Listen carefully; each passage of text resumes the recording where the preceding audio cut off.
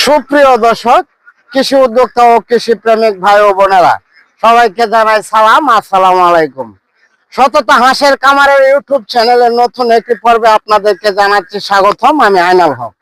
আপনাদেরকে যে বিষয়টা এখন তুলে ধরছি, সেই বিষয়টা হলো কতদিনে হাঁস ডিম পারে এবং এই কি কারণে হাঁসের অসুখ হয়, কি কারণে হাঁসের অসুখ হয় না, এই বিষয়টা আপনাদের সামনে এখন তুলে ধরবো।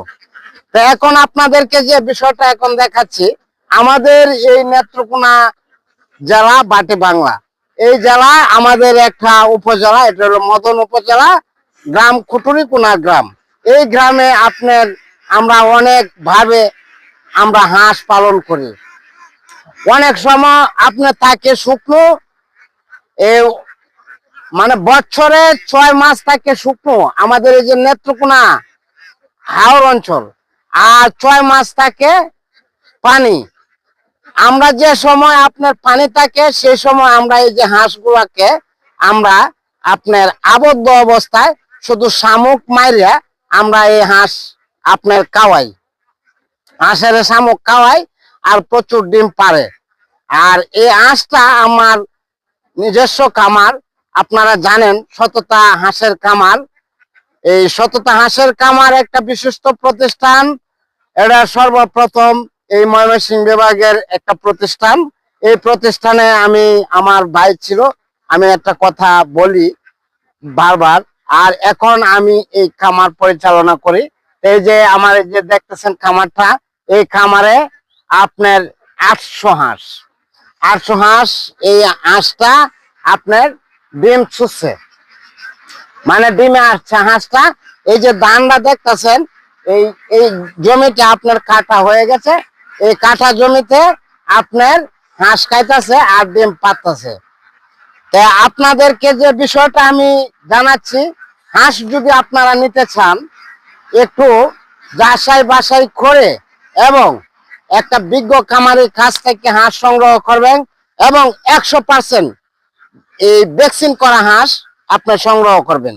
তাহলে আপনারা ভ্যাকসিন করা হাঁসটা যদি সংগ্রহ করেন, তাহলে ভ্যাকসিনটা কোন সময় করতে হবে, এটা আপনার 0 দিন বয়সের বাচ্চাটা নিয়ে এই আপনার 24 দিনও একটা ডাক প্লেগ ভ্যাকসিন করতে হবে, এই 45 দিনের মধ্যে একটা ডাক প্লেগ ভ্যাকসিন করতে হবে, আবার 90 দিনের মধ্যে একটা হাউ কলেরা ভ্যাকসিন করলে হাঁস আর মারা যাওয়ার কোনো আশঙ্কা নেই।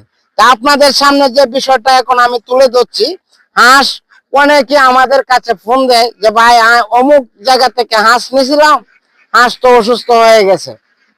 অর্থাৎ হাঁসের যদি আপনার এটা একটা টিকা, যেরকম আবু দুবাইল ছোট শিশুদেরকে যেমন টিকা দেয়, এই হাঁসের ক্ষেত্রেও এরকম একটা টিকা।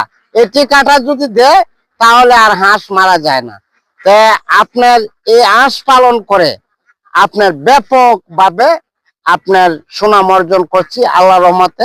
আমরা যা হাঁস এই আপনার এই মনে করুন বিভিন্ন জায়গায় দিতেছি, যেমন সিলেট, বরিশাল, খুলনা, এই কুমিল্লা, 14 গ্রাম, ফেনী, মহিপাল, এই আপনার নোয়াখালী, জয়রা, সিলেট, এই ঢাকা, সাভার, এই যে মনে করুন কোনো এলাকা বাকি নাই, রংপুর সহ, বরিশাল, আপনার বোলার সহ সব জায়গায় আমরা, রাজশাহী, নগাঁও পর্যন্ত আমরা হাঁস পৌঁছায় দিতেছি।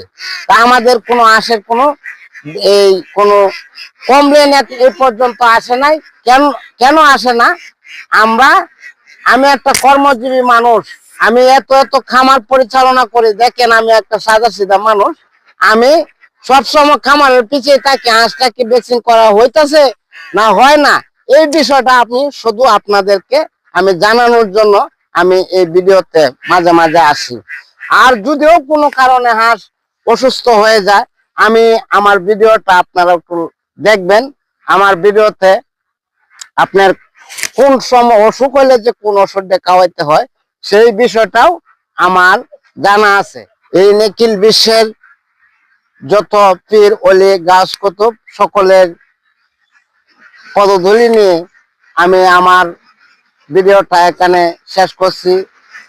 আল্লাহ রাব্বুল আলামিন যেন সকলকে ভালো রাখেন, সুস্থ রাখেন, এই কামনা করে আজকে এই পর্যন্ত শেষ। আল্লাহ হাফেজ।